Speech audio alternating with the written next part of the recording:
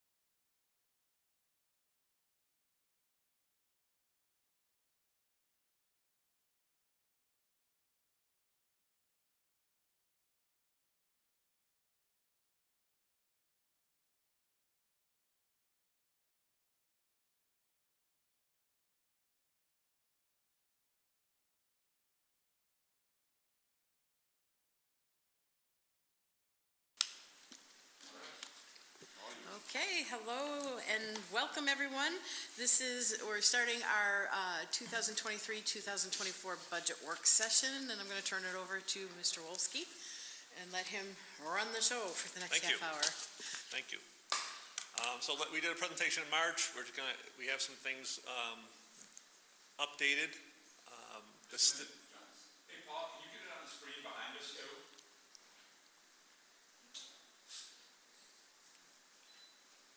It'll take a second to warm up, so go ahead.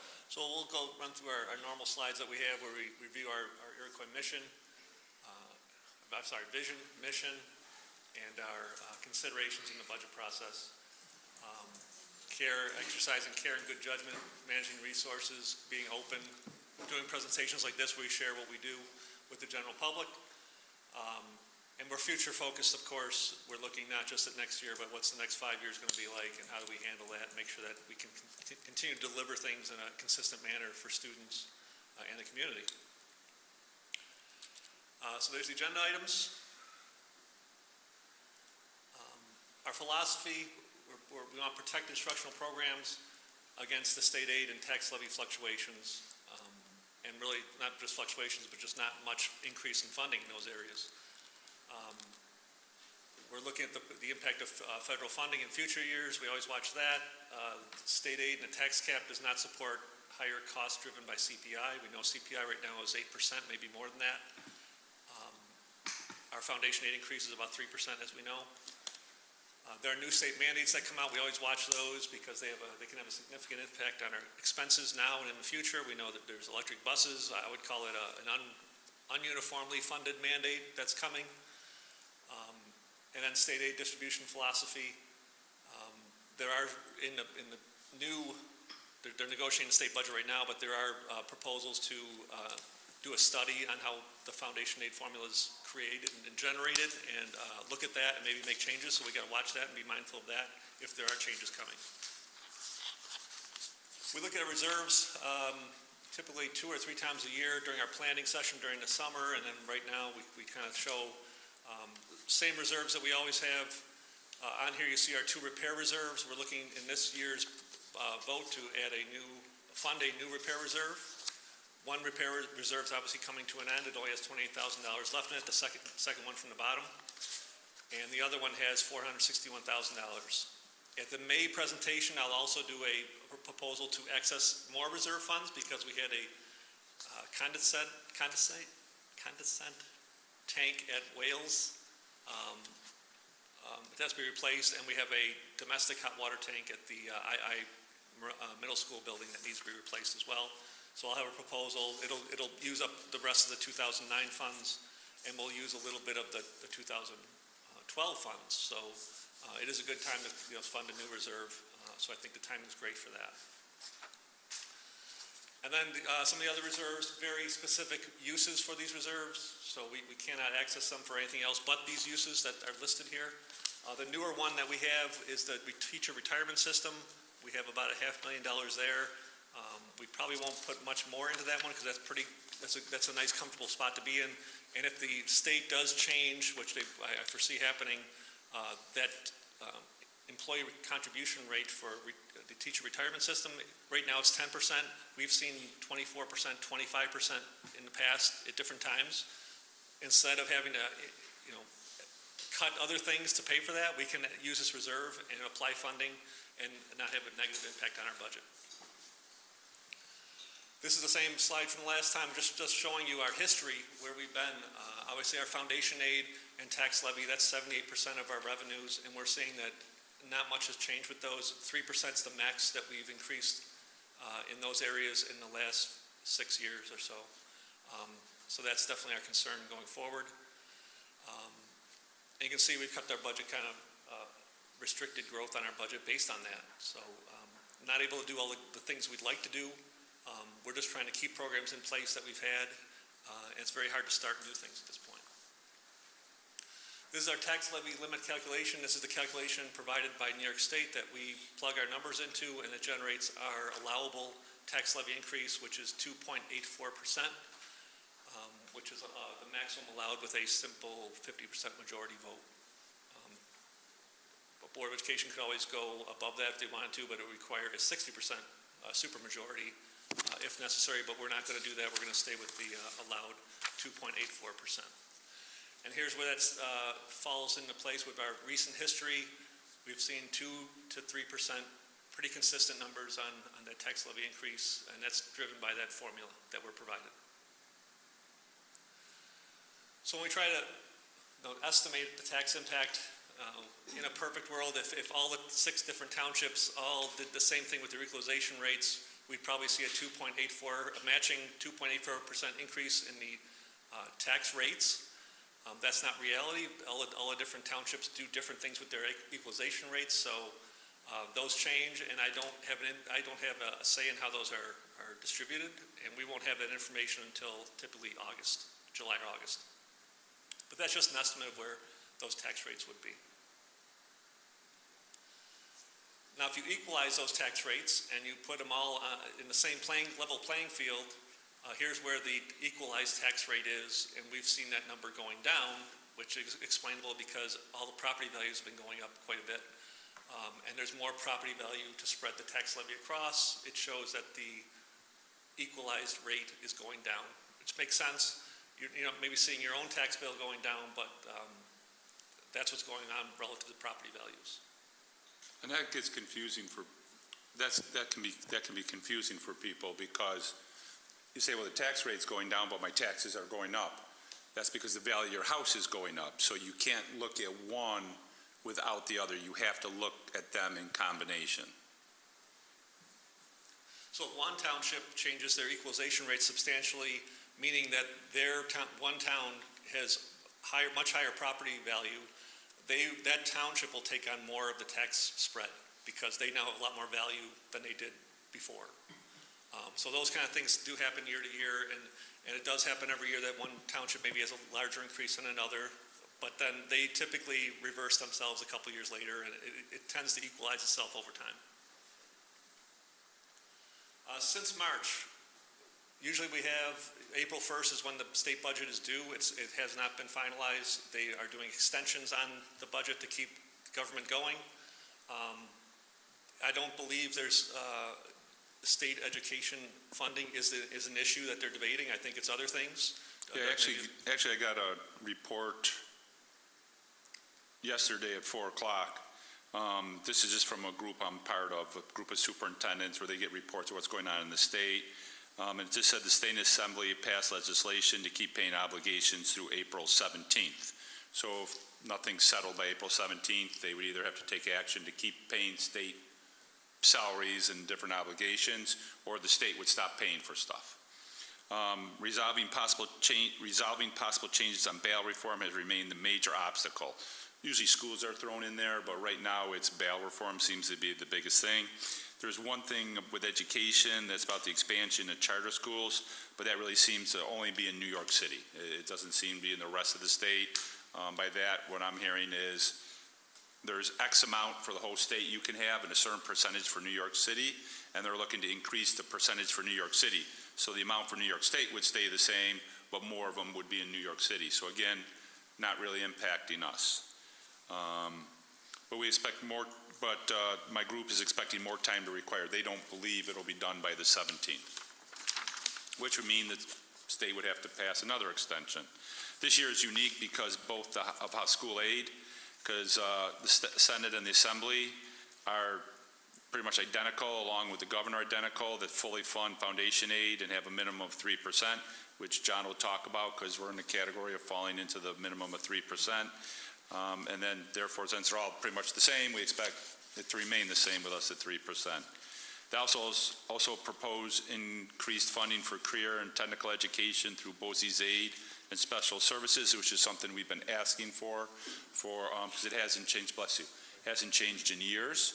And it uses a salary of $30,000, which has been there for like 30 years. So that would be a good thing. But my group is also saying it's dubious that these increases will survive even though they're in there now. They also expect there to be further increases in funding for universal pre-kindergarten. But the sum and how it's allocated is not available at this time. But we're planning on, that's one thing we think that will happen. So we're looking to have that too. Thanks, John. Okay. So right now, we don't see any change. We are given the due minimum 3% increase. We don't see that being changed when the state budget is finalized. We developed this budget to be compliant with that 2.84% tax levy increase. But annual minimal growth in state aid and tax levies below the cost of inflation are forecasted to put significant stressors on instructional programming. So we got to look, again, looking long term. We have a budget that's going to solve next year, but beyond that, we've got to keep watching. So addressing that gap, we had a $1.1 million gap at the last meeting that we needed to solve. There was no new revenues to address that are going to come out. So we looked at our projected enrollment for next year. We looked at our special education expenses, and we made adjustments to all these things: BOCE's expenses, transportation expenses, and building grounds expenses. Now, with the projected enrollment, what changes are there? That's obviously staffing, because enrollment's going down, staffing changes. We're asked that question annually because people know enrollment's going down. We have made changes year after year after year. Right now, we're still working on the exact areas of what it would be because we don't want to have anything wrong. We don't want to make it, and we're looking at different possibilities, even talking with other groups to see if there's any other ideas out there to make it the most effective, least impact we can. So as soon as we're done, I would start having those conversations as I've done in the past. They're very sad and unfortunate things. We really try to do this through retirement, but we didn't have significant retirements this year, so we've been doing that over the years through retirement. This year, we can't do it through retirement alone. Approximately how much has the enrollment gone down, percentage-wise? We're just looking at enrollment because we're adding UPK though, but it's what grade levels you're seeing the enrollment change are typically the middle school, high school years. That's what we're seeing. The class is getting smaller. Yeah, I'm trying to recall in my mind, because I did a presentation of this to the board maybe last year or during the district planning conference. And also the time frame. Are you talking back from the 70s to now? No, just I know the last 5 or 10 years. Yeah. Typically, there's about 70 kids a year. I want to say with that, with the graduating classes. So the elementary levels are about 150, and that's been working its way through the district. So now it's getting up towards coming out. It's last year we did reductions in 6th grade. The year before we did them in 5th grade. And now with the way it fits through 7th and 8th grade, there'll be more in the 7th and 8th grade, 9th grade areas. I know that doesn't exactly answer the percentage or the numbers, but it gives you the idea. With these changes, again, because just because, 70 kids are gone in the district doesn't mean you can change a teacher if, it's a class of 20 kids or something, because of how they're put out. So you have to kind of build that mass where you can actually reduce a whole class. And then that has to also be, across the board for all of them, it's hit this year. So we're doing, so so that's why we're making the changes. I think we have graduating classes probably in the 180 to 190. I think the last 180 plus class is leaving this year, and then it's in the 170s and 160s, and then those elementary classes around 150-ish. And in regards to like the transportation expenses, I think that in the last month, the state said that they may slow down the electric bus rollout thing, or maybe pilot it. Do we have any more answers on if that's happening or not? I don't have any answers if that's happening. No information on that, no. A Yeah. couple of proposals for this, the state assembly, and some of the proposals that are out there too is to push off the report. They want to implement some feasibility reports that districts have to start doing next year. They're trying to push those down the road already, so that's a sign that they're trying to put off things a little bit. Okay. But we'll see what happens with the state budget. In conversations, everyone says, don't worry about it, it's going to be put off, but nothing said publicly or anything about that, it's just in conversations. So the budget we put forth for 23-24 is going to maintain the instructional programs we have, student support services, your social workers, your psychologists, guidance counselors, all those support services remain intact. Athletics, music, art, extracurricular funding stays in place, school resource officers stay in place, and the one-to-one device replacement that we've been now doing consistently over a year is going to be there as well for next year. So when we look at our revenues, again, state aid, around 3%. I increased our estimate for sales tax because we've seen that just number growing in the past couple of years, probably a result of CPI going up as well. That's going to drive sales tax to go up a little bit as well. The other sources you see is a bigger increase, and that is a capitalized interest transfer from our capital fund to support the new project that we're doing, the big project across the street and on the campuses. But that was a planned funding of that project that we were going to do, so that's a revenue coming in as a transfer from the capital fund to the general fund to support that project, as we planned to do when we put together that project originally.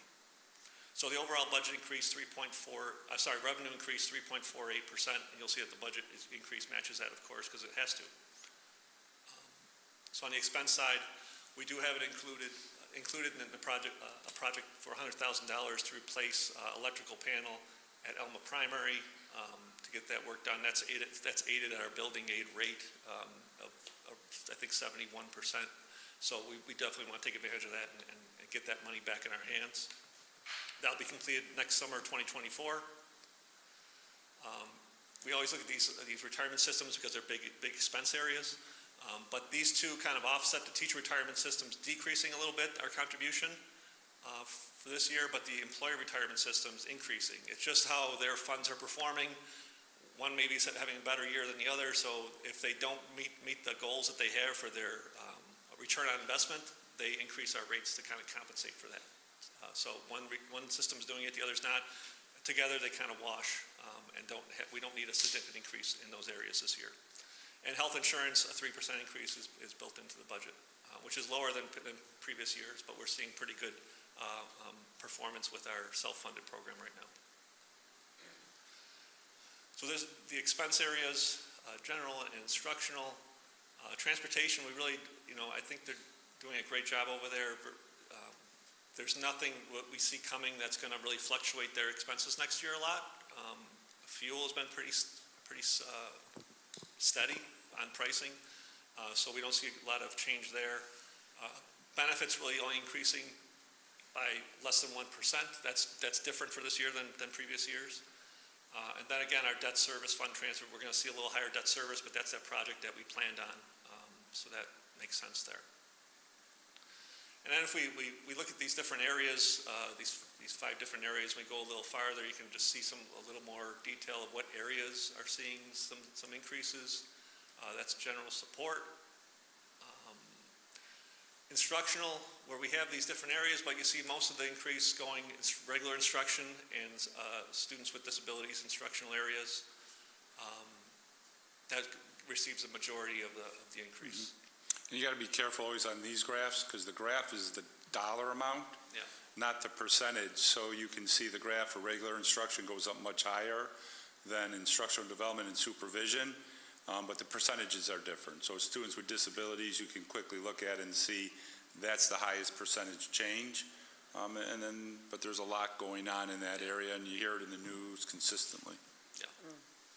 John, on the graph before this one, it showed the large increase was staff support of the 89,000 and 35%. What exactly was the increase in that one? Staff support and central, I think just general. Is that where the is that where the BOCE's built in that, but like general administrative BOCE's expenses and things like that. Okay. Built into that. Yeah, it just hits that area this year more than others. It just kind of stuck out there a little bit.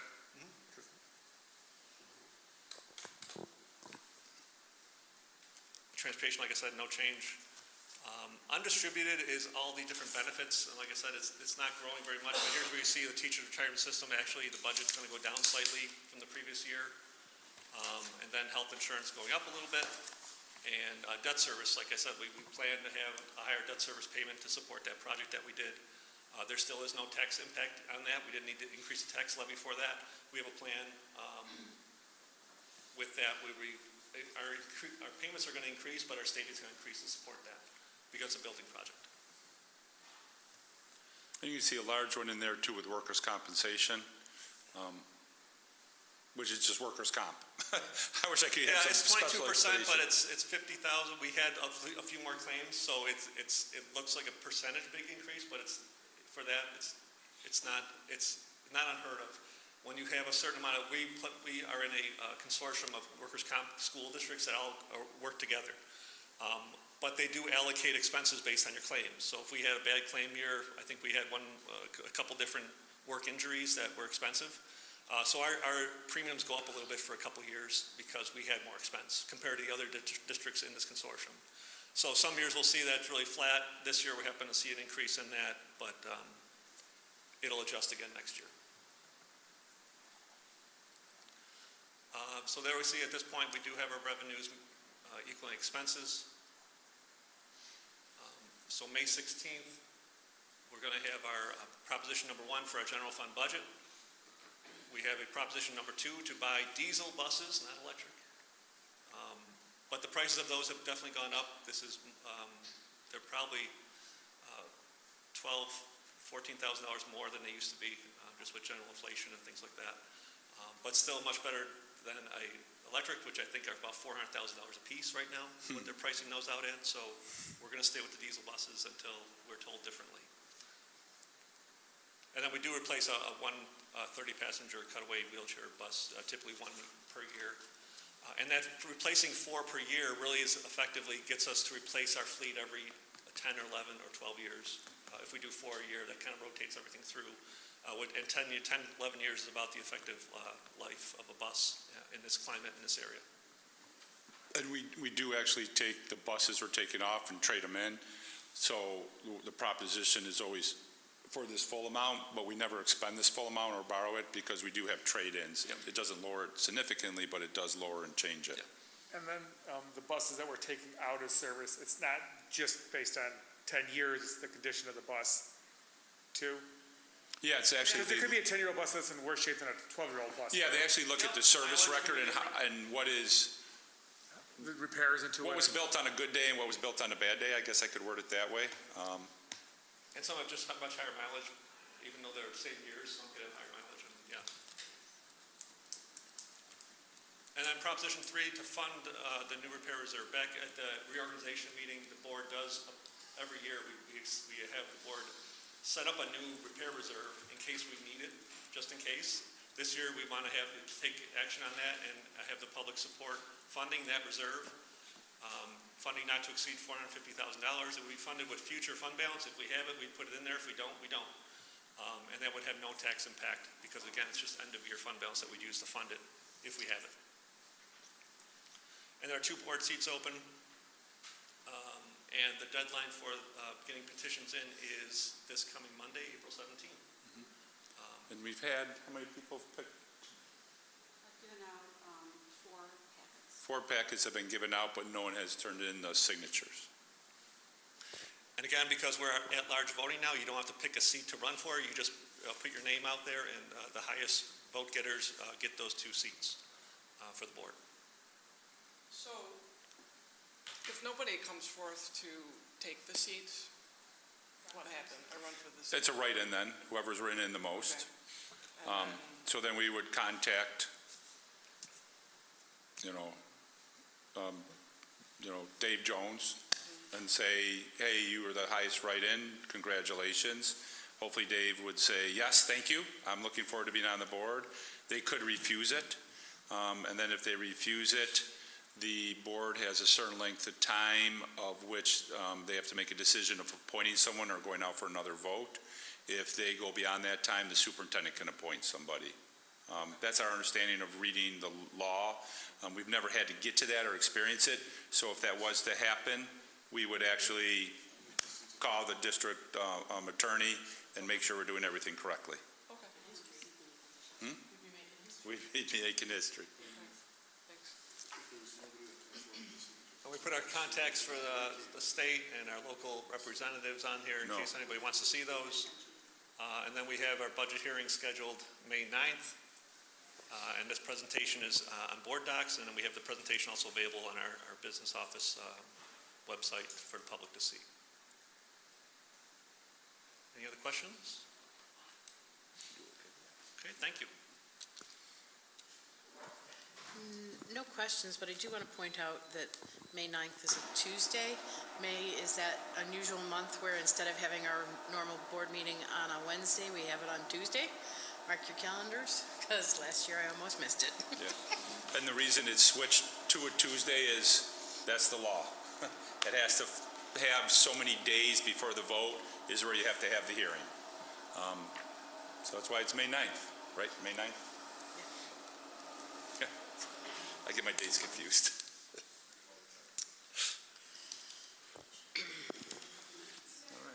Thank you, Mr. Wolski, for your report. Yeah, we have 4 minutes, 3 minutes? Yeah, we have about 3-4 That's minutes. just enough time for a quick potty break. We'll be back at 7 o'clock.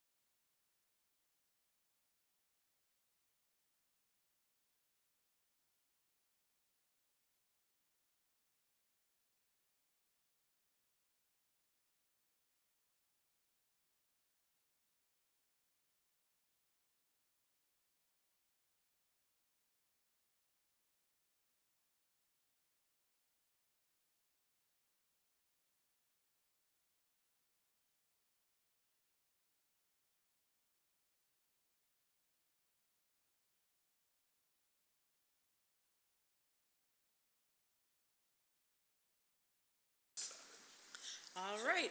Hello and welcome, everyone. I'd like to call this meeting to order.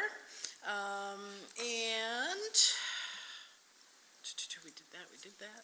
Welcome to all who've come to observe the meeting of the Iroquois Central School District Board of Education meeting. There are 2 periods of recognition of guests listed in the meeting agenda. The first is for comments regarding agenda items, and the second is for topics not on our agenda. Speakers can offer comments related to school operations and programs, but the board cannot hear personnel complaints against any individual associated with the school system. Please address these concerns to the appropriate administrator. If you wish to be recognized, please fill out the appropriate form and turn it in to our district clerk. As per policy 1514, public participation at board meetings, public comment by district residents is limited to 15 minutes total unless the board suspends this limit. Each person is given up to 3 minutes in which to address the board. Additionally, no more than 3 people may speak on a single topic unless the board also waives this limitation. This is a meeting held in public rather than a public meeting, which means we will not engage in dialogue with members of the community this evening. District personnel will follow up with you regarding your concerns. Rest assured, we are listening carefully and take seriously what you have to say. Please demonstrate respect by speaking to the issues, sharing ideas and opinions, but not engaging in personal attacks. The board appreciates your willingness to share your concerns and your celebrations this evening. Please be advised that this meeting is being live streamed and the recording will be posted on the Iroquois website. And with that, I'd like to invite our Elma primary students, Juliet, Thomas, and Audrey, up to lead us in the Pledge of Allegiance.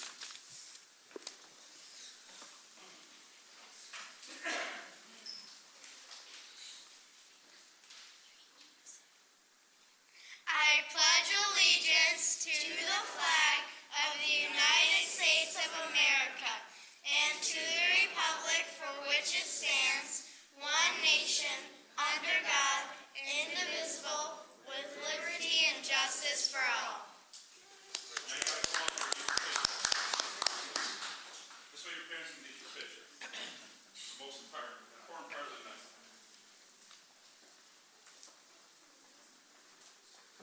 Set. You gotta smile. Come on, you get closer. As we get in front.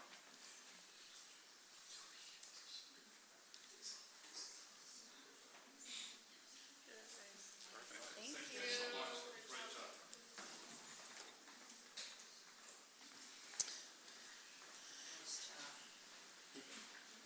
Thank you. And I see we have Mr. Jacobs here, ready to introduce our middle school students for the student report. Thank you very much. Our first student is Brooke.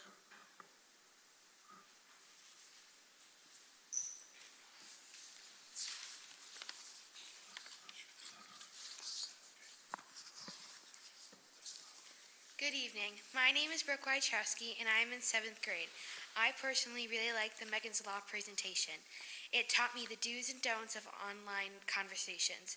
I learned that people that are kind and sweet online can be mean and dirty in person. People can have this item called a voice changer. If they get their hands on this, they can pretend that they are younger or older. This can cause you to believe that they are similar or your age. This can turn out really bad. This might make you want to meet them in person, and if you do, they can kidnap you or make you do horrible things. They can also make you believe things that aren't true. Keeping away from online dating is also a very important step to being safe online. If someone asks you to date them, immediately stop the conversation and tell an adult. Also, if worst case scenario, contact the police. They can track the person you were talking to and find them. Sending inappropriate pictures and messages can also be tracked on the website. If you do this, you can get in serious trouble. As well as those few problems, there are a couple ways to stop those things from happening. One way you can is refraining from sharing any personal information. Even your school's name and age can make someone get information. Second, don't play games with people you do not know. Only those you do know. I really enjoyed this presentation, for it taught me a lot. Thank you very much.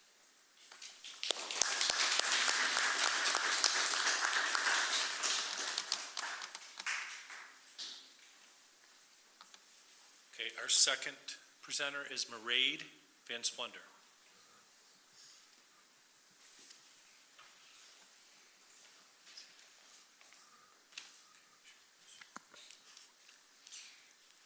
Good evening. My name is Mairead Van Splendor, and I am in 7th grade. I would just like to start off by saying thank you so much for buying all the equipment for the archery unit in phys ed. I really enjoyed doing archery in phys ed because it was safe. I felt very safe doing it. To elaborate on that, the coaches like Mr. Slabak and Mr. DiGiacomo were very understanding for the kids who had never shot before and who did not understand. Mr. Lewis was also very helpful, and they all made it very fun. There were many safety procedures, such as if you were wearing any necklaces, you had to take them off because they could get stuck when you pulled back. Both Mr. Slabak and Mr. DiGiacomo had whistles. Each time they blew, that meant something different. Like the first whistle meant the line was safe, 2 meant you may bring your bow to the line, 3 meant you may pull back when ready, and 4 meant you may retrieve your arrows while your partner waited at the line. And 5 meant there was an emergency, stop doing everything. I also know if there was an archery club, a lot of people would join because of how fun and safe it was. One of my favorite parts was when I was counting up how many points I got. I was usually doing very good, but when I did not do so good, one of the coaches would help me out by saying, fix your positioning and make sure you're squared. One of the best things that happened to me this year was making the girls' modified softball team. I love playing softball, and even though I've only been playing it for 2 years, I feel like I've done it my entire life. I was good friends with all the girls on my team, but now, even after a week and a half, I'm very good friends with all of them. Thank you.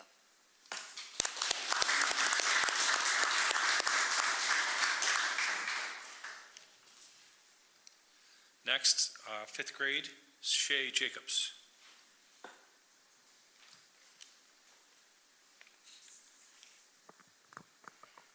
Hi, my name is Shay Jacobs, and I'm in 5th grade. I must tell you, 5th grade has been treating me very well this year. I'm excited to share my feelings about 5th grade with you. This year, my home-based teacher is Mr. Long. He teaches, and he is awesome in so many ways. Mr. Long teaches reading, writing, and social studies. My math and science teacher is Mr. Murray, and he is also very awesome. It was challenging adjusting to this new schedule, but now I know the schedule like the back of my hand. When I first got to the middle school, the campus was 3 times the size of my primary school. My dad, Coach Jacobs, makes me feel more comfortable than a normal 5th grader because I have a family member here in the middle school. It is so easy making friends here because everyone is so kind. I was worried about making friends from different schools, but I was lucky that everyone was so respectful. Student support helped me so much by putting me in a class with people I know. But student support also helped me by putting me in a class with people I do not know, and that helped me make new friends. At first, making friends was hard. Now, making friends is easy as pie. The community of Iroquois is 2 times bigger than Marilla Primary. There is the Boys and Girls Club, the high school, and the field across the street. Everyone I come in contact with in the middle school has made me feel comfortable and welcome. FACS is amazing because it is so different than all the other specials. Same with AE, Academic Enrichment. At first, the transition from 4th to 5th grade was challenging, but throughout the year, my teachers and friends have helped me make this transition go on very smoothly. I was honored when Mr. O'Brien asked me to talk about my 5th grade experience. Iroquois has been a big part of my young life, and I thank you all for making this a wonderful place to attend to every day.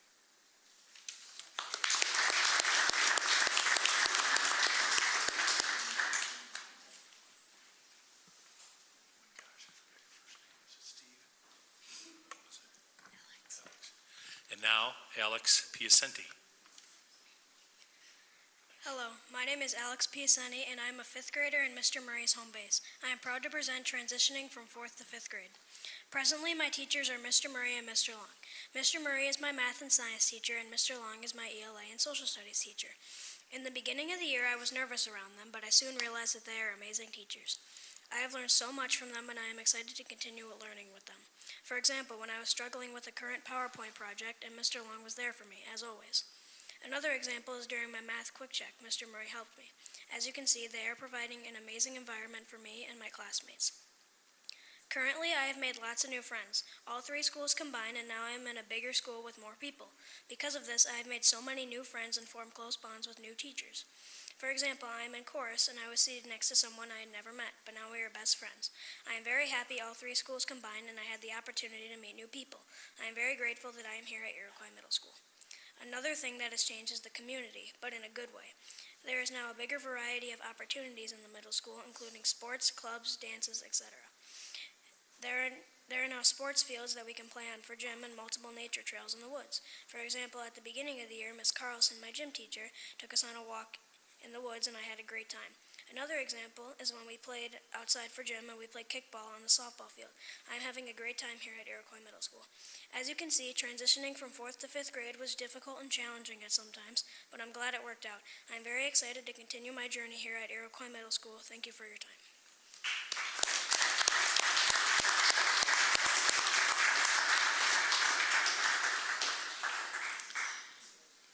Thank you so much, students. I know it can be nerve-wracking to get up in front of a crowd, but I think most of the people here are your parents and your grandparents, so that's nice. But it's always difficult to get up and speak to the school board. I never would have done it at your age, and so I commend you for being brave enough to come in and talk to us and tell us about all of the wonderful things that are happening in middle school.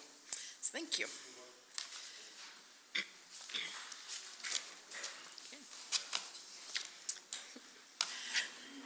That brings us to item number 7, board discussion and news worth sharing. Does anybody have anything that they'd like to report from their school for their ambassador report? Yes, I had a conversation with Ms. Morrison recently, and she wanted to express once again, her thank to the board for the school resource officers. She said that it's done a lot to make a lot of parents, teachers, and feel more confident. And she generally said that things are going very well at Wales. She feels she's really complimentary. So, and she invited me to a bunch of the year-end stuff that they are planning now. Anyone else? Okay. I went to the PTO meeting Microphone. Sorry. I went to the PTO meeting at the high school, and it was excellent. I got to speak about different things that were happening that I went to regarding learning more about the vaping and weed pens or dab pens that the kids are using, and how dangerous it is, and it causes all kinds of awful side effects. Like people think that it helps calm them when it actually does the opposite. It gives them anxiety, causes vomiting, it causes paranoia, and the cigarette companies and different companies that make those products put in nicotine, which causes it to be addicting, and it can't stop, just like cigarettes did. So people are under the impression that, oh, let's get off of using cigarettes, or let's use this because it's going to calm me, when it in fact does the opposite. It makes you addicted and makes you more anxious than you were before, which we know leads to absenteeism, and kids even steal money and steal all kinds of stuff and do different things that they wouldn't normally do because now they're addicted to it. So the more information, I passed that information out to the PTO group that was there, and they were listening. It's just really hitting every place, and I know there's talk of using vaping devices and detection devices, but from what the kids were saying that were there at the meeting, that they're going into the bathrooms and it's loaded with the vaping in there, so they're afraid to go into the bathroom. So it's difficult. They said they're holding their breaths and running in the bathroom and running out because they don't want to breathe it. But it's everywhere. I see it. We went to look at a new car, and I was telling the guy there that was a salesperson about, because he has teenage children, and he's saying that everybody that worked at their place was vaping. They are not even aware of these side effects and the addictiveness of these products, of vaping and those dab pens. And as I mentioned the last meeting, when they have these legalized marijuana places where you could buy it if you're over 21, or 21 over, I should say, that stuff is regulated but these dab pens and weed pens that are being purchased at what they say now are these illegal shops is 16 times the amount of synthetic marijuana. So it's not even real marijuana. It's synthetic, and it's 16 times as high. So these people were really listening. I spoke for about 20 minutes about this. Okay. They were all concerned. So I just wanted to mention So this that was a I presentation that you gave to the PTO? Well, they were asked, it was brought up about vaping. Some of the girls were talking about some of their concerns about bathrooms and the use of stuff, and I said, my own experience, and then I was listening to them. I see. Okay. So I just wanted to reiterate Some of those points. some of Thank those you. points, and it was excellent. What meeting. else was discussed at the PTO meeting? They were just talking about different volunteer programs that were available if children were interested in volunteering, because I know the kids have to have 32 hours of volunteer programs, and they said that they could contact their guidance counselors, and that they had two young lady representing the high school, and they were talking about different volunteer opportunities and projects that they were working on to get people involved, and what types of things they could do as seniors to get more kids as far as cooperating together and more like spirit in the senior year. So it was very good, excellent. Nice. Glad Thank I you. went. Thank you for your report. Anybody else? Okay. And then that brings us to ECASB updates. Did anybody attend any workshops, meetings, or events? No, but I'd like to hear just about how that residency meeting went. Didn't you and Doug go to that, about the residency requirement? Oh, yeah, the dinner. What are you talking about? Yeah. Yeah, we did. I'll let you talk Any about it. takeaways from that? I'm trying to think, Louise was there too, and Heidi, who's our registrar, and Nora came along. And we went there, and it was someone who can help if you're having trouble with people coming in residencies and do investigations and hints on residencies and just some things you should have in your office, of procedures that would be in place. And really, I want to say 90% of what he talked about we already had. There are some few forms that we want to modify, get some more that are online or in paper copies for people. But it really showed that I highlight if we do investigate one, the importance of how you track it, how you check people. Just going there and saying, "Oh, I don't see you at the house," isn't good enough. You have to make sure, like if it's a separation, who has custody and how often they have custody, but they can be at the other house, and you have to track from both houses on the same days, and it's a large process. So I'm glad that we seem to do very well. We do question people. Our transportation department is very good about letting us know, and then we ask for further documentation. It went over the documentation that we needed. I think that's pretty much most of it. So it's nice going to those and hearing you're doing a lot of things right, but it's always nice to walk away with one or two things we can improve, and it was some of the forms that we wanted to, what we were asking for. We could have a few other things that we asked for documentation. I also went to that, and a couple points that I wanted to bring up that I heard about is that sometimes it's costing certain districts more money, and that's why some of this comes about, is to find out where the residency is, because maybe that the district they're going to is not offering that program, so they'll get an address from a different area and be enrolled and try to get enrolled in another school that has a program that they want that's not being offered in their school district. So there's different reasons besides maybe two parents being separated and they may switch households. There's that part of it. So it's costing some districts a lot of money because of the programs aren't being offered. And that does change enrollment too, right? Yes. Okay.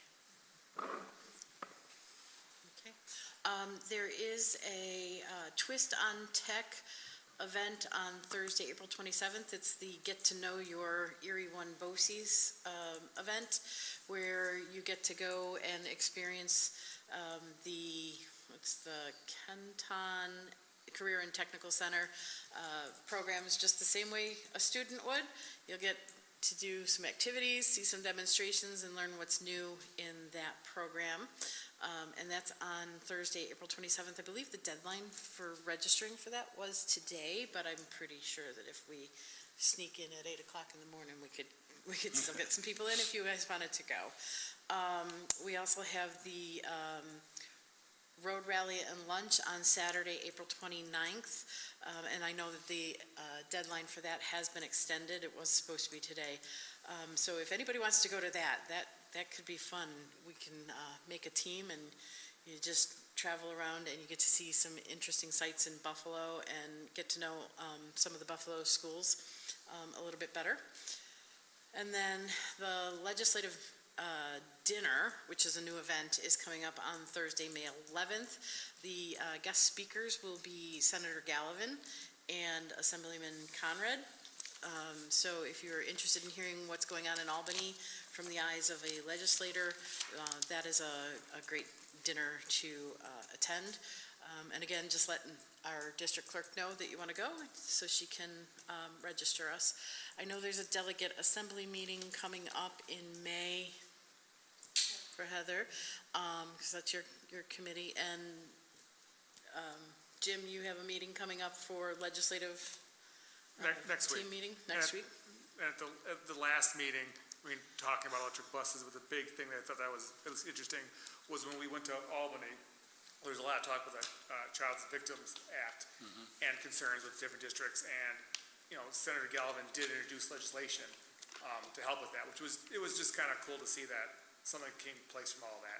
Yeah, actually Senator Gallivan is sponsoring the companion bill to Assembly Bill, I think it's 1279, which is sponsored by Monica Wallace and William Conrad, both local regional people here. I did notice this morning, I was looking through some of the bills, and there is a downstate person who has introduced a new bill that is also related to CVA funding. So I'm not really sure where that's coming from. That's something to keep an eye on. But there's no local legislators for that. So I'm sure we'll talk about that on Thursday. Okay. Did you say the legislative dinner with Patrick Gallivan was going to be on the 30th? May 11th. May 11th. May 11th. The annual awards dinner, I believe, is June 8th, if that's a Thursday. It would be June 8th. So mark your calendars for that as well. It would be nice for us to be able to go, and Doug will tell you why in a few minutes. And when we do get new board members, there are lots of dates for those people to know for the fiscal oversight and governance training in June. So we'll have them trained before they even join us in July. That'd be nice. All right, anyway. And then the next thing is our special BOCES meeting. It's just a reminder that we have a meeting next Wednesday, April 19th at 7:30 a.m. so we can vote on our Erie 2 BOCES board. And if there's any other additions to the agenda, that'll be put out when the agenda for this meeting comes out soon, right? It's a budget too. Yeah, it's a budget, BOCES. BOCES budget. BOCES budget too, as well, okay. I won't be there. Right. Okay. Anything else for board discussion? Does anybody have something that they want to add? I have something that I wanted to bring up that's an idea, a thought that I learned about through a bunch of different conversations, and because it affects so many different places, I wasn't sure where I would have gone and maybe talked to different people, but I'm not sure.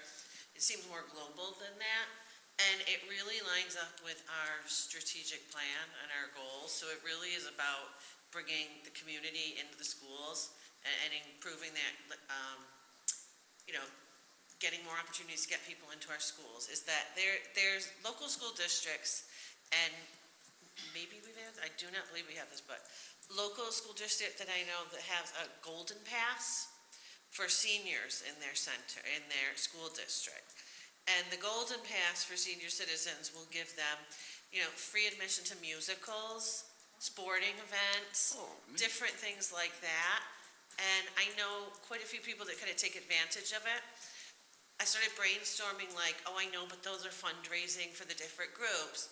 But I was talking to somebody who's very involved in it, and they said they get so many people that come to their theater productions, they ended up adding a night and making it senior night, and they get so many people come, and I think that's fabulous. And I can't imagine our kids not wanting to do another performance. Definitely. Having known some of those kids. One more, like when the shows end, it's sad. Maybe it could be a Sunday afternoon or something, but she said they end up getting so many people like making donations or buying the concessions and people are so grateful. I think that benefits like far outweigh the. Do you know what's the school that does this? I could talk to them about. You know this school district. Okay. Thought I might be it. The school district. I talked to somebody very involved in it, very involved in the fundraising.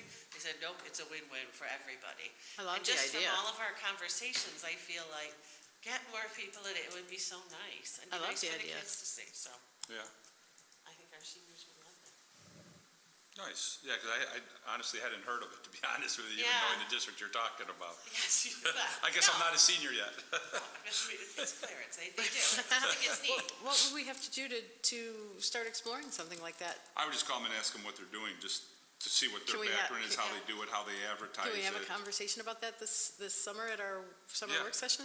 Maybe I think implement they this put for the in, next like, school year? For example, on the flyers for the shows, they'll put senior citizens, please use your golden pass and I love attend this it. event.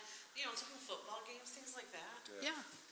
Well, I mean, we don't charge to go to a football game anyway, so. Well, don't we charge $1 or something? No, not No, anymore. not anymore. No, Well, sections sectional would, things. but, Yeah, but they we might. can't bypass Yeah. the section. Okay. We don't, Yeah, wish we could. But yeah, I love that. That's great. We had Thank you. donuts last time they it did really it. is mostly musicals and things like that. Yeah, musicals, Sometimes it's just the invitation. right. You know, Yeah. to say, please come to the Yeah. art show, please come to I this. just want to be included. Right. Yeah, I'd like to see us talk a little bit more about a program like that this summer and maybe Yeah, build find one. out about it. I'm already brainstorming ideas. I got thoughts. Okay. Anything else? Okay, that brings us to the superintendent report. Response to last month's public comment, so we did have a gentleman come in and he asked, want to make sure the board was aware of the disc and the shot put across the road. The district was, I was aware of it ahead of time.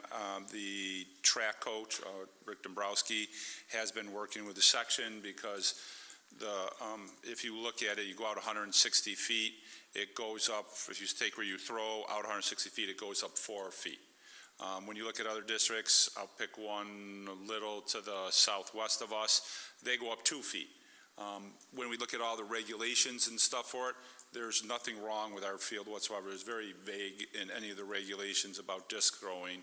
And so with that, there's a gentleman named Walt who's in charge of the track, and he will be here Friday to talk to Rick, and he's like, well, I don't like it. Well, just because you don't like it doesn't mean it's not legal and appropriate. So we're going to have that discussion, and if you stand on the road and look at it, because you're out a lot further than 160 feet, there's a whole different perspective from there. So we're going to, Rick's been doing a great job working on this, keeping everyone informed. Additionally, there was a talk of needing stone or something at the shot put. According to the gentleman Walt, no, that's not a requirement, that's not needed. So where are we with that? Well, I want to know what's going on with the disc before we talk about doing any other expenses over there for doing that. Part of the problem too is it being so new, it's muddy and it's wet in the spring, so therefore the shot can hit in the ground. Having, it's a mixed blessing because you have to dig it out, you get muddy, but you also get a great mark of where the shot landed.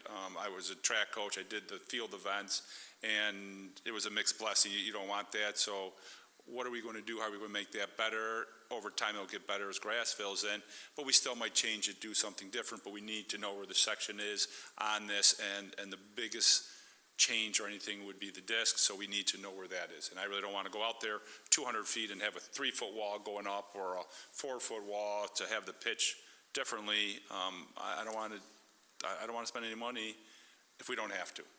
So that's where we are with that. I did talk to him and feel him fill him in on that feedback of everything. And he was over there throwing, I believe, with his daughter.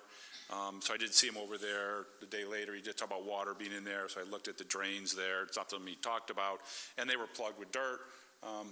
Actually, I was able to take just a rubber straw and put them in there, and they all started draining, but I still did talk to the coach who's going, or actually I talked to the athletic director who's going to work to make sure our grounds department is checking those every spring to make sure over the winter they don't get plugged and they're draining appropriately. He also did, also speaking of across the field, we did get a call, they didn't come to the meeting, about lights on behind the bleachers. Last fall, I actually myself went over and flipped a fuse to turn them off because they really don't need to be on all the time. I think someone was in there working on the fuse box trying to get things up and running again for the spring. They flicked that fuse back on. I mean, it can be on during games and events so the kids aren't back there, it's safe, but it should be turned off. Well, they didn't turn it off. So the neighbor called and let us know. Immediately I talked to Dave. He's going to mark it to make sure that that doesn't happen, and we're going to do our best because it doesn't need to be on. The other thing was we did get a call from a gentleman whose mother lives on Woodard. There was a girls' lacrosse game and a boys' lacrosse game following it, and he said he felt the music was too loud and everything between that and music playing after the game. We do play, I think it's Sweet Home Alabama or something like that. Caroline, sorry, at the end of the game. And it's kind of cool. The kids run back and forth, but that's the only song we play at the end. We're not playing music a lot at the game. I did talk with the people, Ms. Russin, who does the booth a lot, make sure it's not anything different than we did in the fall with football. Unfortunately, the speakers do face that way, so sound does travel that way. But we had gone over there because I think there's a happy balance between what is said. I was there for the girls' game. It seemed what it was during the fall and everything, which as a neighbor, you're definitely going to hear it. But on the same token, we have to be, what's that? There is no ordinance really for it that I know of well within it. And in fact, actually, we have the main speaker doesn't go above 30%, the main switch, and then there's a secondary switch after that, which Ann actually has a line drawn on it. You're not supposed to go above. But sometimes, depending on the phone they're coming off of for the music, how it connects is a little different. But she said she would take care of that and monitor it, apologize, but... Does it have anything to do with the fact that in the fall you still have leaves on the trees? It could be with some leaves on the trees and things like that, but we really want to be good neighbors, but on the same token, there's a give and take. I mean, like cheering of a crowd is, the more you win, the louder the cheering is going to be. Right. So just to let the board know, it was the one call, and there's been no follow-up calls from, we did get back to them. They were appreciative of that, but there have been no other calls, and there's been multiple games since that. The gentleman who came in also spoke about an economics program that he, is looking to have in the program. We did receive that material. Dr. Dudick looked into that, talked to the people, and there's parts of it they like and use, and there's other parts of it that they're not using. They don't want it. As always, we always look for feedback, but ultimately the teachers get to decide what curriculum is in there and how they teach it. So it varied on what level and everything they were doing and using that program. Any questions on last month's comments or anything? New York State Education Department Indigenous Native American mascot regulations. So we're still in that listen and learn period. I have reached out to the Native Americans. They, they've been very busy and unable to get back to me at this point. With the regulations, they are out for comment by New York State. And remember, this is driven by New York State for changing chiefs and the Native American male mascot. So New York State put forth the regulations. They're out for their comment period. I believe, I haven't seen the agenda yet for the Board of Regents for New York State, that it will be on their meeting this month on the 17th and 18th. If not, it'll definitely be on in May. Without anything in place, we will be forced to change by New York State. It's a New York State regulation. We have to follow it. And I gotta say, people in Iroquois feel very proud of what we've had, and rightfully so, and I think we really tried to treat it honorably and respectfully. But I also think overwhelmingly people understand that we also have to be respectful of other individuals too. And even if we don't want to change, they respect there might be a need to change. And I'm going to jump ahead a little bit. So in trying to prepare it, we don't have to change at the end of this year. That's a misnomer. Everyone says, oh, you have to change by the end of this year. No. What we have to have in place by June 30th is a resolution adopted by the board that we're committed to change by June 30th of 2025. I think waiting until 2025 is a long time. I think we can change by the end of 2024, because I think if the regulation gets put in place and we're required by the state to change, that can be accomplished of doing all the collaboration within the district to change. That could take place, and we could do standing the floors or whatever else we have to do during the summer of 24, starting with the 24-25 school year. I did, at a meeting, I think I told this to the board before, I presented what I thought was a good timeline to them, and they agreed at that meeting. Doesn't mean they'll change their mind. But, so in just trying to prepare for it, just so you know, there would be a resolution, probably in June, I would put in front of the board that would show the board is committed to changing. And then at the district planning conference, there would be a presentation of the plan to do it. Already started looking at it with my student cabinet, because I don't think one person should make it. I think it should be a collaborative approach. We actually came up with 4 different groups, depending on what group. I'm not going to go into it now because we're still working on it. There's a group, the 4 groups would be used at different spots. One of the spots would be coming up with ideas. One of the spots would be who gets to vote on it. Another spot would be designing the logo. Should there be a second vote? Who would be involved in the second vote if we have to have a second vote? Then we talked about things like the colors. Should the colors change? Should they stay the same? Just to give you a little hint, they felt the colors should stay the same. And so these things we used to go into what we thought were non-negotiables. So the non-negotiables were, if you're submitting an idea, here are things that it has to be appropriate. You know, you can't come up with something that's inappropriate, and it has to work. The colors would be there. You'd have to make sure you gave a nickname and a sample of it. They also thought something important for non-negotiables at this point is they don't want to duplicate anything else in Western New York. Originally, they said no duplicates, and I said, well, does that mean the world? And so we kind of chuckled, and they said no, and we talked about it, and they said, well, in Western New York, which I think is very possible and plausible. I did explain to them that ultimately I would be presenting these ideas to the board, and the board would have say in this, that it's not my stamp on this. In the process, we were talking about how long the ideas, who would review them, then a committee to reduce them to a certain number, because we talked about if it was open to everyone in the community, we could get thousands of ideas. Or are we going to have people vote on thousands of ideas? I mean, there's no way you can do that. Then they talked about how there could be duplicate ideas. So if there's duplicates, we could take all those and group them if, they all wanted to be, the telephones. I don't know, that wasn't one of them, but it's in front of me. It would be a duplicate, everyone gets a phone.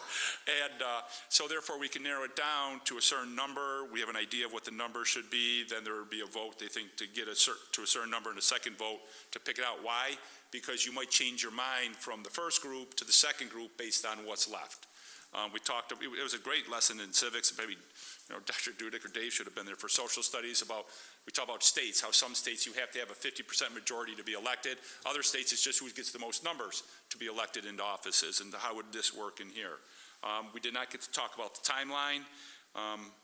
We were starting with that, with if students were involved, should we start it over the summer or start in September, where students are back in school and they're going to be more aware of what's going on. So that's where we'll be picking up.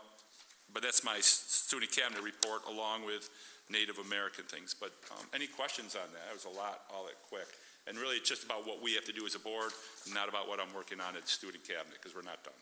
So the committed to change by June 2025, is that? No, committed to change by June 30th of 2023. The change has to take place by June 30th of 25. So what does that mean? We're going to have a process that'll make sure it's done by June 30th, 2025. Or that will develop a process. So done means the mascot's completely gone?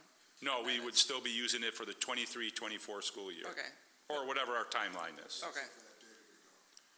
No, as of that date, it wouldn't be gone. The 2025, it would definitely be gone by 2025. We have to have it. So it's not a phase thing. So by June 30th, 2025, the mascot is completely gone? Yes, the current one. Okay. What I'm getting from what you just said is that by June 30th of this year, so right, in a couple of months, the board has to vote on a resolution to commit to a change, but we don't have to make the change yet. Correct. And what you're thinking is that by the 2024-2025 school year, we will be using a new mascot and logo if we're making a change. Yeah, that's my So that goal. the It might change students depending on this the year plans. Yes, will graduate as chiefs. yes, The students next year will graduate as chiefs. Yes. And our sophomores become the new, yes, correct. yes, okay. Yeah. That's a good way, that's it. Okay. And I mean, I think that, you know, if a change is made, what I keep hearing from the community is when, what's it gonna be, how's it gonna be? And I think that this kind of will give them some idea. We will know next month Correct. if we're gonna be making a change or not. Yes, And in June, the board will vote on the resolution. that we're committed to making the that we're change, so we committed follow to the it. state law. And then Not making the change yet, starting just committed to doing it. starting over the summer, you'll start talking to the board about what that looks like based plan. on, based on what you've discussed with your student cabinet. So Yes. it's definitely involving students. The students are wanting to involve the community. Yes, that was one of the groups. That was group number 2. That's the stuff that you didn't want to That's talk the stuff about I yet. didn't want to Okay, take, but sorry. community is involved. Sorry, but the community will be involved. Yes, and they felt very strongly with that, which was nice. And really, the majority of the work will start in September when students are back to school. And we'll spend the 2023-2024 school year making the decisions so that they can start to be implemented the following year. I don't want to say yes to what you said. We'll start in September because we don't have the timeline Okay. done yet. I think personally that makes the most sense because Okay. that's when people are back from any summer vacations. They're more involved. They're looking to more news from the school. It just seems it'd be a lot easier to communicate than over the summer. Can I just, I know everybody here knows that, but just clarify for people. The board is voting in June, not on this idea. The board is voting whether we're going to follow the state law. Yes, Correct. that's it. That's a good way to So, say it too. That's a different decision. Yeah. So just clarifying that. Yes. Yes. And just to clarify also that if we don't vote to follow the state regulation, we lose our funding and we all lose our board seats and we lose the superintendent. So Yes, that is we correct. really have no choice. Okay. From my perspective, So I can't see anybody voting no, Yeah. because that I'm over means- 55 with 30 years in, so I don't know what I would do, but it'd be interesting. Okay, I just want to make sure we're clear Someone needs their lawn mowed, give me a call. that I don't think we're going to be voting against this because No. it would make no sense. Okay, thank you. And the current dollar amount is still approximately, was it When 500,000? you say the current dollar amount, you need to make the it's changes. 500 I just want to get out, it's about $500,000 to change chief and mascot, yes. And the state is still not giving us any money State is to do not that. giving us any money for that. Okay, I know we're kind of like stating. There the are obvious, things but like it's if we good had a building project, we could work it into building aid or something like that. But really, our biggest cost of that is uniforms. And so that's why we're already talked to people involved in purchasing uniforms about, let's get things that do not have any Native American imagery or anything on it, because it's smart. So, Start- Are there yeah. uniforms that are scheduled to be purchased in this time frame that we would actually put off? Like, are we changing our timeline for purchasing? No, I things? don't want to change your time, and see John going, no, because you can do things like, I was talking to some of the people on track. Their uniforms have like an eye on it with the wings of, No, well, the no, Greek- the wings, I'm trying to think of the one Greek Greek guy. god. Pegasus. Yeah, Pegasus, things like that. So therefore, there are things like that we could I'm looking order. at my social studies teacher. But we would stay away from feathers and those things. And there's other uniforms where you would look at where the shorts are red, but the shirts you might need to get. So we might buy more shorts, but don't do anything with the shirts. So 2 teams would get shorts when there was only slated for 1 team getting the full uniform. All right, so you've got that kind of thought process going. John's working on it with AD. Change them over once, when they're all gonna go bad at once, and you're gonna have big problems. But we have to do that replacement every couple of years. Just like the buses. Yeah. I was trying to think though, who has the actual logo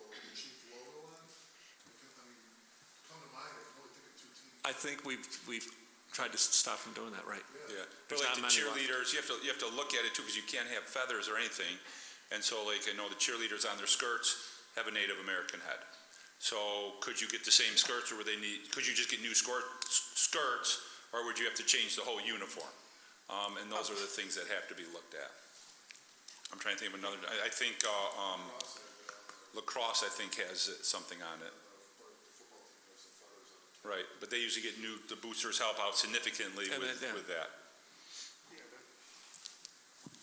The varsity team, the parents and the boosters do, so Rob and I already talked about this year that we're not, even though we're not gonna have any on the varsity team. And then I think modified and JV will probably need uniforms, so they do have the chief on them. So, and it's just trying to be as smart as we can be with any purchase we have. Moving to capital project update.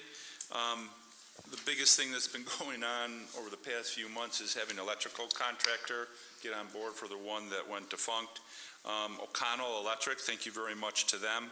They will be coming on board. We did have a kickoff meeting the 11th with them, and they're going to start in about 2 weeks. They just got to get some more bonding in place, so for me, that's a huge sigh of relief to have a contractor in here that can do work. At the same time, too, because Day Automation fell under the old contractor, went defunct, we were able to move them out from the electrical contractors. So we're directly dealing with them now through this whole process. Had a kickoff meeting with them April 12th, and they're going to start as soon as possible. They just, it might be tomorrow night. I don't think it's tonight. We had the meeting this morning, but it might even be tomorrow night. And they think they should get the whole campus programmed within 2 weeks of where we wanted it 5 months ago. It seems it's been going on that long with the electrical contractor. And there should be no cost, there's no cost impact on the project. Correct. This is covered, the bonding company that, is there for when a company does go bankrupt. They take on the liability of that, and they have to pay the new contractors replacing them, and they have to stick to all the work that we specified at the start of the project. And if it goes over that, then the bonding company pays for that, not us. So there was no district loss, the bond company paid that. Right. Correct. The only thing we're looking at, and we're working on having the bonding company cover it, would be legal fees and having to go through this and the new contracts and everything. So we're going to attempt to get the contract, the bonding company to take care of this. We'll see what happens there. Next thing I have is exit poll survey. We talked about that last time, so I was actually, I wish I could have got to this to you sooner. I'll keep one and one for you and one for me. So really what I did is we did have one consideration talking about electric buses, and then we talked about the concern of how that's worded. I didn't get any other ideas from board members of what they wanted us on here. So really all the questions are the same, except for the bottom one on the front page, because that gives us all consistent information. So I brought that forward to the board so they could look at it under their consideration. Do they want to keep this question a different question, and do they want to tweak it? I really tried to follow what the board said, of not saying we're asking if you want to do this or not do it. It's New York State is considering requiring school districts to implement all school buses. I say considering because there always seems to be changing of where they're going with this, as we talked about earlier. The board is interested in how you feel about New York State's requiring the implementation of electric buses. Would you be in favor of school implementing electric buses? Yes, no, no opinion, or maybe that question should be worded a little different, or a whole new different question on this. That was the only one I received from the board.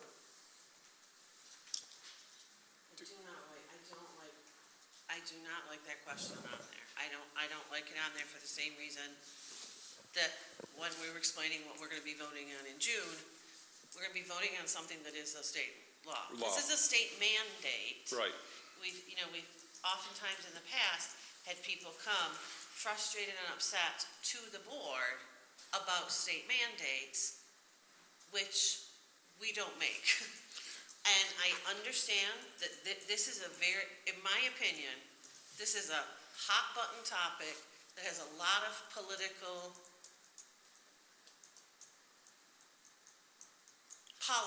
It's a hot button. surrounding it, and asking people their opinion is giving, it's not gonna, the purpose of this survey is to inform the decisions that we make that are within our control. Right. And our priorities for spending.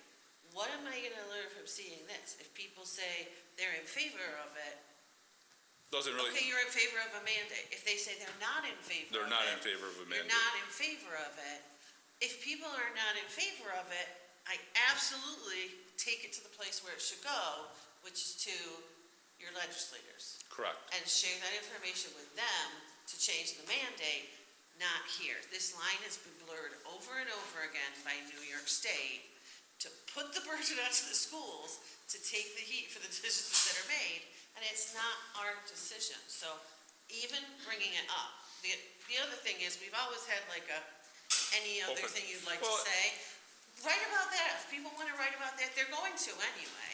That's fine. And I think you make a great point, because if we don't have any burning question we have to ask, do we have to ask one, or is it just the question on the back is really what we need? Please give one suggestion of what we'd like to see implemented.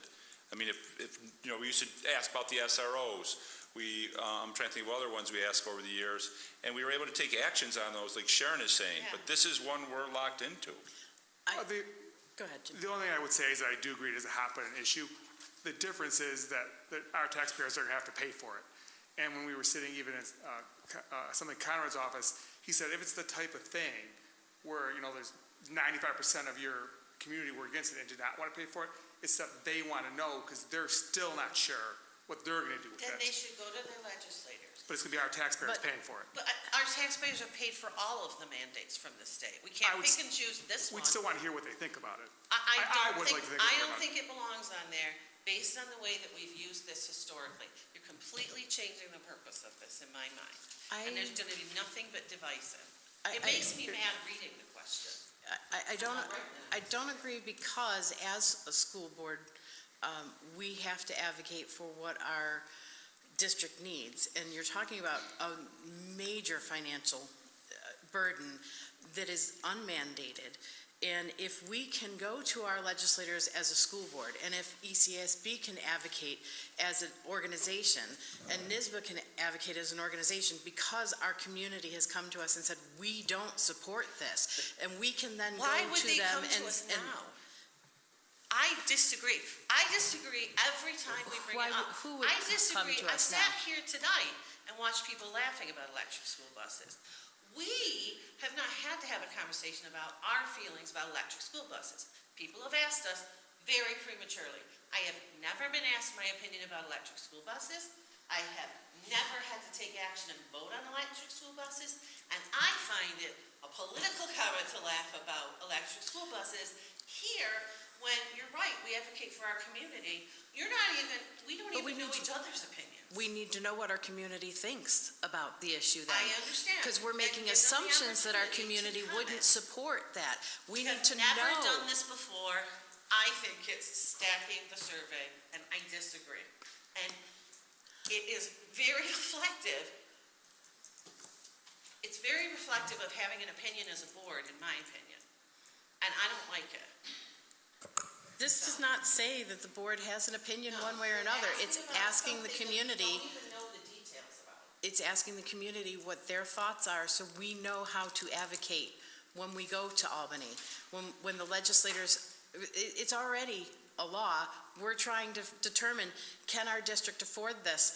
Can we advocate for a change in the timeline? I think we make all of those same questions over and over. This is asking your opinion about New York State's decision. This is saying, what is your opinion of Kathy Hochul saying we need electric school buses? I just don't think it has a place here. I do not agree. We have never had a loaded question, and this is the first time we're doing it. So I'm going to continue to disagree. It's up to the board. I'm going to continue to disagree. I agree with Sharon that it probably shouldn't be on here, because what's the aim of even the answer to this question? Like, what is the aim? We have to do it regardless. We have to figure out the time frame of doing it, but if this has always been about kind of like the voting and what we're voting on currently. Or and what if we you have want to any implement in the feedback future. on how we can communicate better about the vote, about the budget, whatever else, the question kind of stands out a little bit to me as well. I mean, the only difference is doing it regardless isn't set yet. They're still talking about it, or the Yeah. timetable. And when we're at the legislative committee, all the districts are having this conversation. And because they're getting feedback from their community because of the cost. We're asking every taxpayer to spend double on money. I know, but we aren't asking them, the state's asking. But they put it in our lap. I know, but, I mean, if this has purely been about the vote, the budget, and how we communicate, maybe it's not appropriate, or maybe we reword it somehow. Or I mean, if you drop it put an altogether. other thing on there and you say, please feel free to comment on, and you could even put, some state mandates or, Mascot. mascots, buses, feel Yeah. free to comment. You're never gonna be able to use this survey as a data point to say, 700 people filled out our survey, 698 of them said they don't want electric school buses.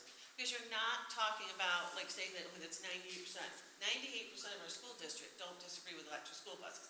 98% of the people who came to vote. We don't know if everybody fills out more than one survey. We have no regulation on these, and we've had that issue in the past. So I'm not accusing people of stuffing ballots, but we don't have a control on this to make it a statistical piece of data. The way that people get that data to legislators is, you do it, you talk to them, you advocate, you write the letters. So maybe on the last question, just extending that to say, feel free to comment here about mascot or buses or, examples of things, maybe. Yeah. Yeah. You could say, number, after the numbers, actually probably before, probably right at the end, you could just say, Any other please feedback? use this space to make a comment on any other topic you wish.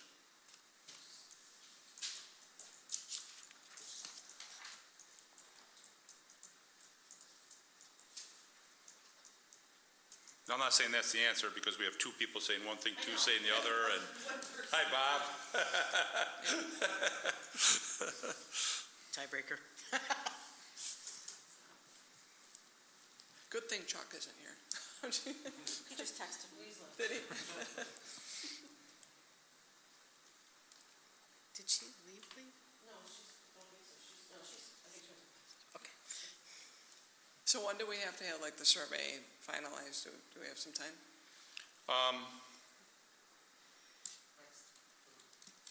We could do it on May 9th at the budget hearing. We could look at it again, because we just print them off in-house. Okay. I think we could be, But- we're grown up enough to be able to settle this issue But tonight. I think it's going to be the same thing tonight. It'd be nice to have it done. So really, there's a couple things out there. What I hear is just take off the electric bus, leave it off, and leave it how it is. Take off electric bus and add at the end, please use this space to make a comment on any other topic. Whoops, that's a period, not a question mark. Or leave it as is. So I see three things we've talked about. It could be interesting to take it off, add the item at the end, and see how many people actually paid attention to our discussion tonight by whether they put it on the. I don't object to that. So I guess what I'm hearing, Not much gets an emotional response out of me like that. At a board meeting. So that's, for me, I'm going, it makes me upset. And if it's making me upset, it's gonna make other people, there's a chance it's gonna make other people upset too. Because I'm pretty much even keeled about stuff like this. So that's what I don't want to happen. so how many, go ahead. I was gonna say, sitting back and thinking through and processing what Sharon has said, I get what she's talking about in how it is a politically charged question. It is something that is historically not what we put on the exit survey. I agree with her in that regard. I would like to know what people think about electric buses and the idea that the state is pushing a mandate on us where, we're gonna go from spending a little over $100,000 a bus to $400,000 a bus.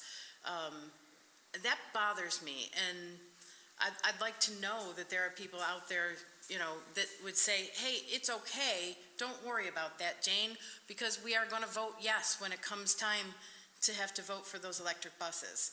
That's what I'm looking for. I'm looking for that reassurance that the community is behind the school board in understanding that this is going to be a major expense, and we're going to have to come up with that. And if they're not behind that, I need to know that, so I can go to my legislator and say, look, this is what's going to happen. You're going to put this mandate on us, and my residents are not going to say yes to this resolution, so you've got to come up with a way to help me pay for it. And have a work session on electric buses, or once we have more information, once we have kind of more the parameters, once we have, to put it out there just like this is no information it's not what you just said. Right. Do you know what I'm saying? Yeah. It's not you saying, well, when they mandate it, what I'm hearing you say too, and I think we need this answer from New York State is, what happens when we have to pay $500,000 for a bus, $400,000 for a bus, Yeah. and the community has to vote on buses and they say no, then what are we gonna do? Like, those are real questions we don't have any answers to. This doesn't say enough of that to me, so that was, I'll be like that, so. Sorry. So, Jim, you were the other person who vocalized being, I agree it's a political question. It doesn't necessarily bother me. I think it's that important of an issue. So somehow, before we get to the point that people vote no, I think there's gotta be a method that we at least talk, engage, and inform the community that this is gonna come down the pipe. How do you feel about it? If this isn't the proper way, it's something that we absolutely have to do, because I just think it's going to be shocking and affect a lot of people when we need $5 million this year for buses. And so far, New York State's been very clear that they're not gonna pay for them. I mean, we typically replace 4 buses in a year.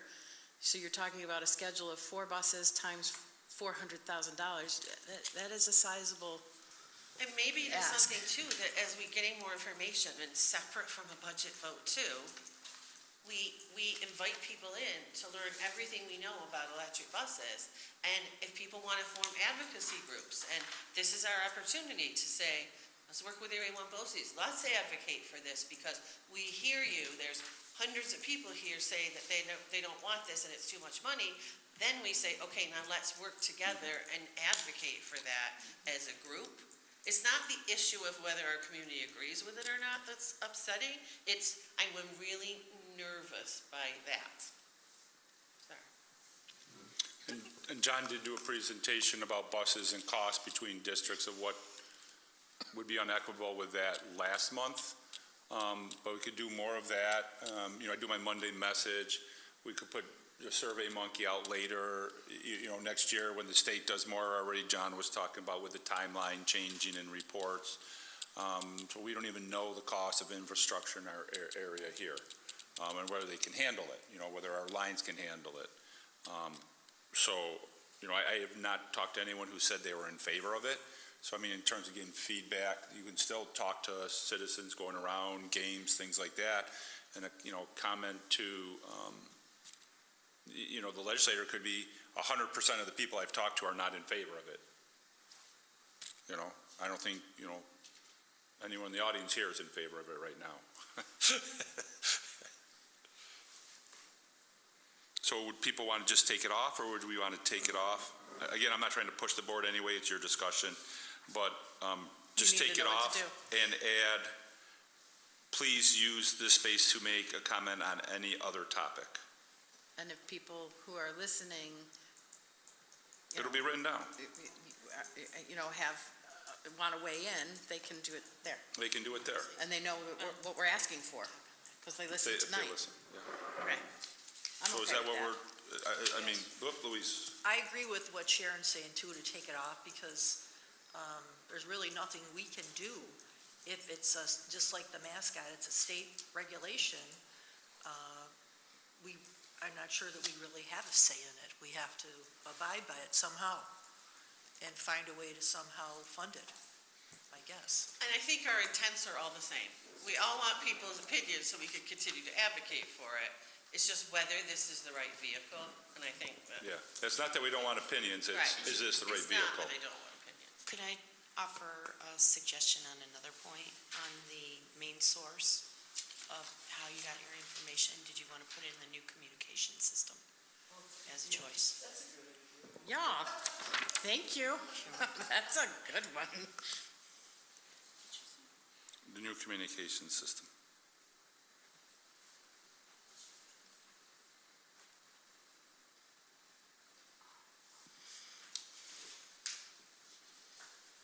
All right. It does say something about the budget newsletter. When will people expect to see that in their mailboxes? Shortly Sorry. after the budget hearing, I think. Typically the beginning of May. Yeah. Right after the budget hearing? It'll be typically right before the budget hearing. Right before the budget hearing. So, okay. Because again, there's timelines, because there's a public notice in there that has to stay within a certain window. And if somebody doesn't receive one and they think that, hey, It's online. it's online. It's online. You can find it online, folks. And let us know if you don't receive it, and you should, because we have a mailing address, and we're always modifying, updating, and trying to work with the post office. And people get them for 10 years, 1 year they don't get them, and they get them for the next 10 years. I don't know why. If, if we remove it and just add that extra one for any, extra comments, is it something that then into the future we look at having an informational meeting with the community about this topic? Okay. I think we're going to have to. I like Sharon's idea of doing a workshop where the public is invited to the workshop to hear all of the issues and. Or a round table about it or whatever you want to. Right, yeah. Because I just think it's that big of an issue that people at least should know about it. Well, I do too. I think that's how you get people to buy in. Buy into the decisions we're going to have to make about following the law or not, right? It's going to be in the same place again.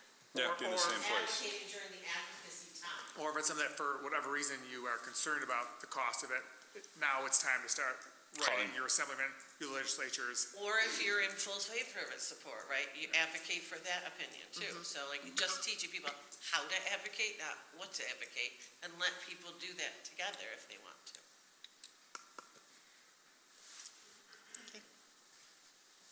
We're good? That's I'm settled? good. All right, Okay, strategic plan. strategic plan. John will update us on the facilities meetings that are happening. So Facilities Committee has met twice. It's a really big group. We had 25 to 30 people who volunteered to participate with that group. So we've met twice. We've gone through the primary buildings and middle school. We kind of are going through all the different ideas for changes in those buildings. We're going to hopefully come up with a priority list on each of those buildings as well that the committee will kind of prioritize and vote on and kind of come up with a list that we can ultimately give the board a list of priorities for these school buildings. So participation is great. We have very diverse group of parents and teachers, administrators. We have people who are in the different trades and have building construction management backgrounds. So it's been great discussions we've had, and we have 2 more meetings scheduled starting next week. I have a question. How does that fit into our building condition survey? Yes. So the building condition survey is done every 5 years. That's coming up this coming 23-24 school year. But that's really looking at the guts of a building, the heating systems, roofs, stuff that's not very glamorous, but that has to be done. And they'll come up with a 5-year and 10-year plan and prioritize those things. But we're trying to look at the things that we need in the buildings as far as classroom layouts and music programs and art programs. What do we really want? What's on our wish list, the real wish list of things that we want in the future, and kind of put those on, because the building condition survey does not capture those things. But then the building condition survey will be enmeshed with that, so that all can be prioritized, so you're not doing the things you want but not taking care of the infrastructure. And then that will be presented to the board. And I'm assuming that the committee understands that aspect. Yep, we've explained that to them, yep. I would just have a quick question. At one point, we were asked for ideas for capital projects, and I know it was mentioned amongst some conversations amongst us at one time that our swimming area is kind of limited as far as a lot of things, as far as amount of lanes, spectators. So I'm not sure that fits in the condition. It'll be discussed by the Facilities Committee. That definitely will be discussed by them in the coming meetings that we have. We will definitely touch on that one. Excellent. Okay, I just want to make sure it wasn't forgotten about. Yep, but the Yeah. athletics and stuff will come later, yeah. Yeah. It'll definitely be discussed more in-depthly. Yeah, it was brought up at the first meeting, but it's categorized, and they started with the elementary buildings, and athletics will be in the future meetings when they're talking about it. I just have a quick question. I just said you should turn off my mic. No, you're like looking at me like, what? Tried, it didn't work. Sorry. No, I just have a question. When you're doing that, is your goal sort of like, this is our ultimate wish list? Or is your goal more saying, do you guys know how much a swimming pool costs? Like, is that any part of it? We're not or no? trying to shoot down ideas just based on money, because things change over time. So we Right. would like to get this wish list of things. We're kind of sprinkling the feasibility of certain things and what we have to work with constraints-wise with our building aid and all the kind of things like that. Space and But we're thing, not making that the limit of things. We want to Okay. kind of open it up and just say, if Okay. things change in 5 years and there is funding for things, what do we want done? Okay, great. And then also having locations of where they're going to go, so if you plan on doing X, you don't put Y Yeah, there, then right. you have to take Y out, 'cause Right. then X would go there. Right. And one of the other reasons why I brought that up again is that because I know we've talked about reduction in the students and maybe why some kids or parents want their children to go to other school districts is now you've got a kid who's fantastic swimmer or diver or fantastic in that area, wants to get into it because maybe other people that they know are doing it, but now they're like, well, take a look at our pool, it's really limited as to what they can really do and how much. Correct. So I don't want to bring that up, that maybe possibly that could increase enrollment if we had, like we did with the field, now we've got a turf field, and we can bring more people here, it's upgraded, it's modern, it's something we can be proud of. Now, if we had a better pool area that was up to snuff, or where we could do the competitions and we were better prepared for those types of activities and able to host them, maybe that would encourage enrollment. I'm not sure, but all these little things do make a difference as far as kids wanting to be involved in sports too. And we know sports makes a huge difference in achievement for graduation and everything else. So, thank you. Yep.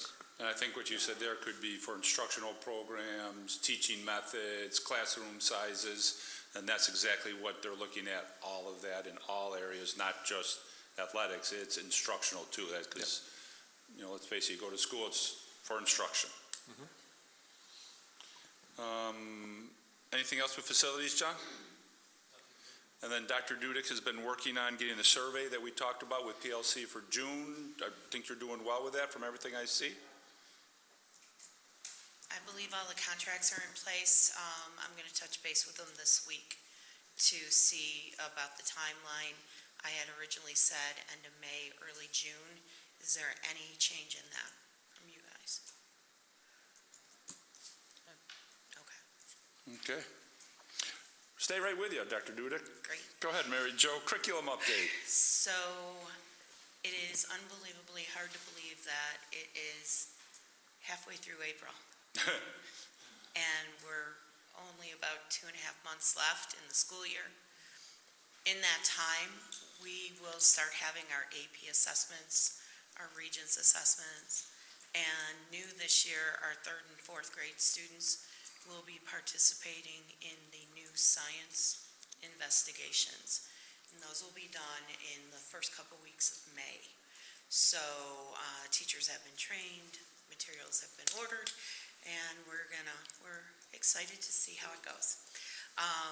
The teachers did, after the training, did comment that our new mystery science program that was adopted last year is really helping just what they believe will be a smoother transition to doing those investigations, because what mystery science is a series of investigations in and of itself. So we're looking at that. We're looking forward to that. As far as my part of the strategic plan, MTSS will play a large portion of work in the summer as we continue to work on our procedures manual. I'm also working with the principals, and the teachers have completed their survey.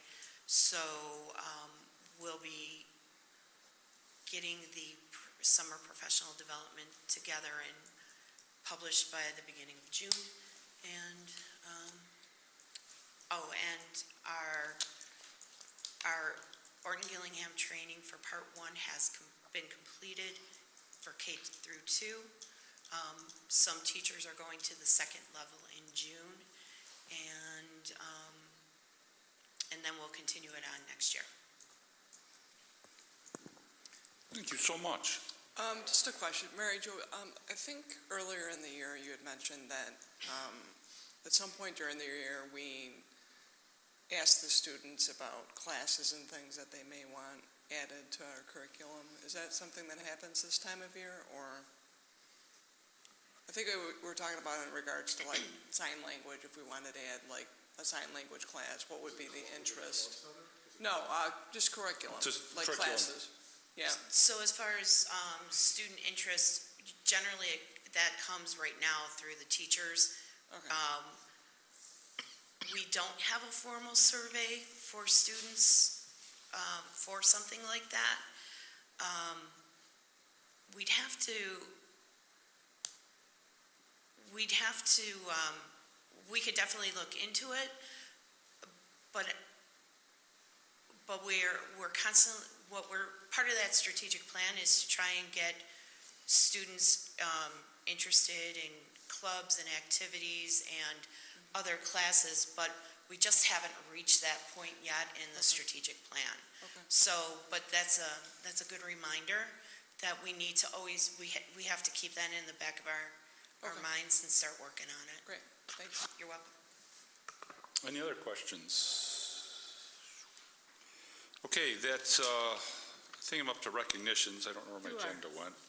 I did go, we do have students in the New Visions program. One of them is health-related careers, and they actually go out to hospitals and work and get experience there in their senior year. And they did have a debate between two different groups, the group at Buffalo Niagara Medical Campus and the group at Millard Fillmore Suburban Hospital. We have 3 students, Ariana, Marissa, and Owen, there in the program, and I went and watched the debate, and it was one of the most fun things I've done in a long time. Our students really did great in posing questions and then trying to answer the other questions in a way that it made their point the best point. Moving on to that, it was mentioned earlier that there's a dinner coming up in May, and Cindy Sadowski, who is our previous district clerk, did get recognized for all the work she did as a district clerk here for all the years. So she's going to be recognized with an award at that dinner. So I hope she's watching. Congratulations, Cindy. Probably missed the board meeting, so she's probably home pinned to it, taking notes as we speak for the minutes. Actually, somebody reached out to me about that, former board members that were wondering, because they were, when Cindy was on the board with Cindy, they just kind of want to be possibly included in any. David and the executive director of ECASB and I have discussed that and agreed that we should send out a formal invitation to former board members who were on the board when Cindy was here, and invite them to come to the dinner as well. Yeah, I like to say it's my decision, but it's not. It is.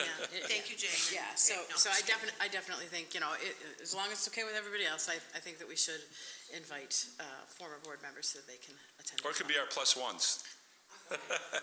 We don't get plus ones. Oh, see, I just lost. I don't have a plus. I'm trying. Can't make things work here. Yeah. So the next recognition, next person I'd like to have is Mr. Genestri, the principal of the high school. Please refer to him as Dr. Genestri, because Monday he did his dissertation and did I get the right name? Dissertation? Congratulations. Defended it, thank you. And so therefore, we'll be changing our letterhead. Good thing we don't order in bulk and we print it every time we use it.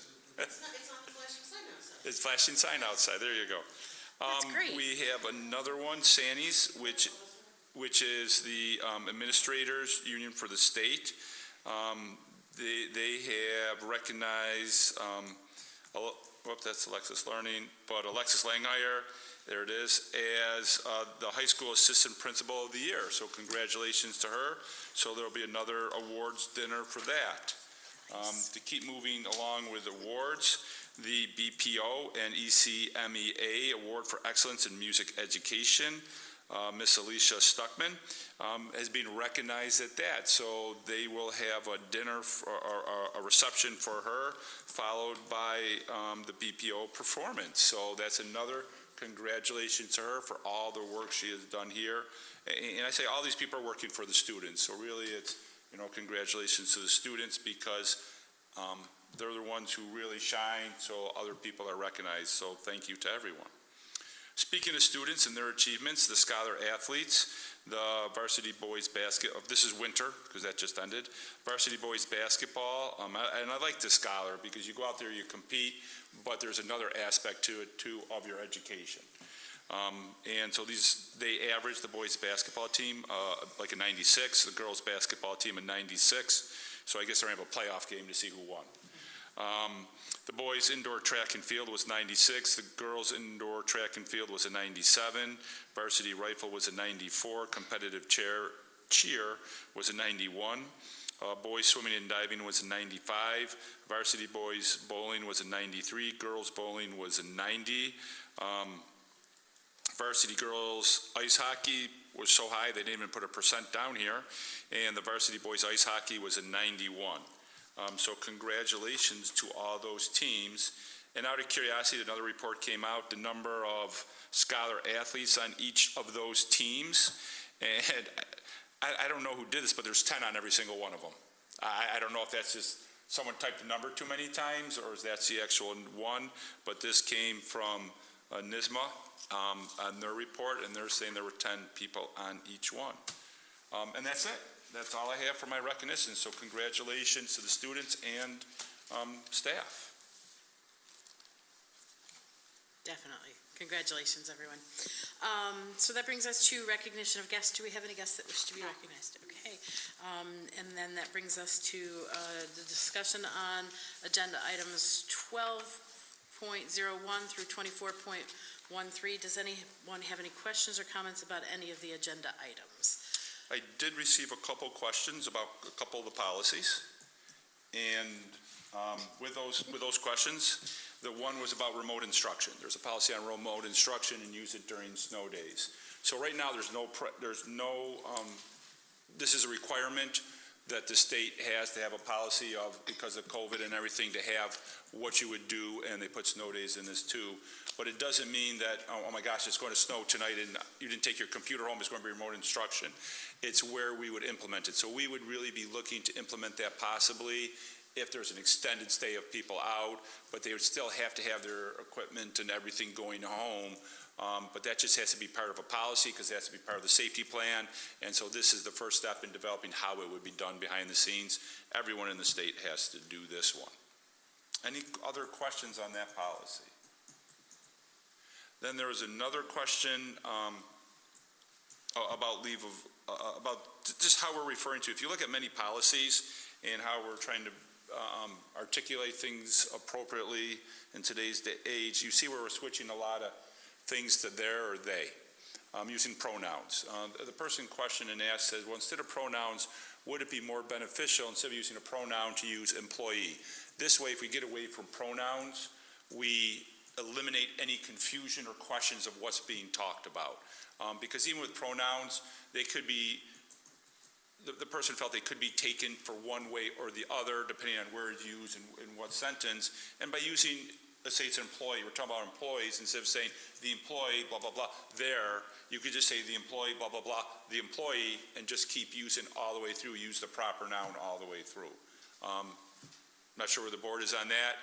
What we would do, because these are first readings or second readings, we can make the modifications and move right on to the second and third readings. And when we get the changes coming from the policy from Erie 1, it actually highlights these changes, so we would be able to find them.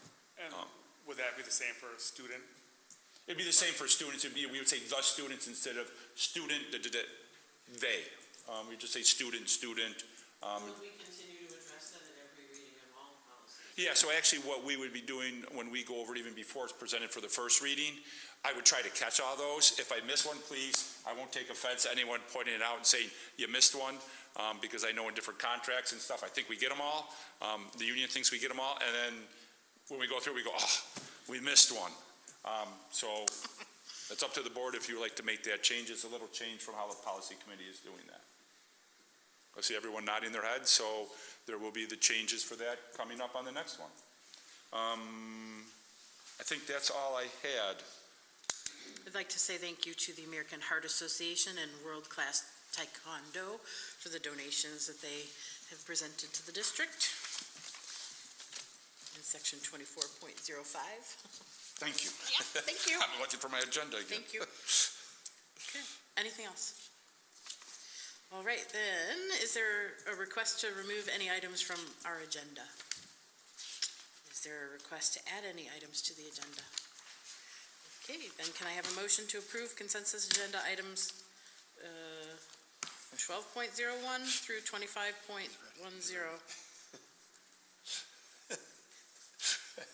Is that a, yeah, you're... No, I'm not that way. I think he wants to be first. Yeah, can I have a motion? Jim got it. Can I have a second?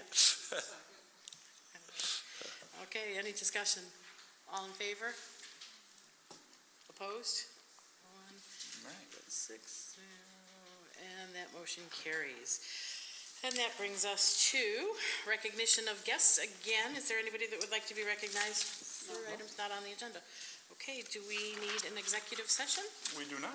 All righty, then can I have a motion to adjourn our meeting? Jim, can I have a second? Sharon? Jim, you in on this? Discussion. Chuck's not here, all in favor? Opposed? Actually, I think That motion carries. we should have This had a meeting is discussion while he adjourned.